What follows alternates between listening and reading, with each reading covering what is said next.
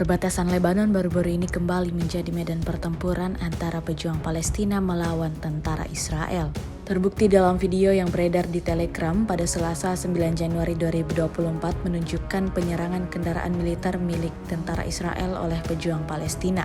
Tampak adegan dari operasi perlawanan Islam yang menargetkan tank Merkava di lokasi Ruwaisat al-Assi milik tentara Israel di perbatasan Lebanon-Palestina. Ketika melihat tank pada posisi menyerang, pejuang Palestina sigap mengirimkan serangan. Diketahui serangan mortir diluncurkan pejuang Palestina dari jarak jauh. Alhasil, satu kendaraan militer milik Israel berhasil diledakkan. Berdasarkan keterangan di dalam cuplikan video, serangan tersebut diluncurkan pada 7 Januari.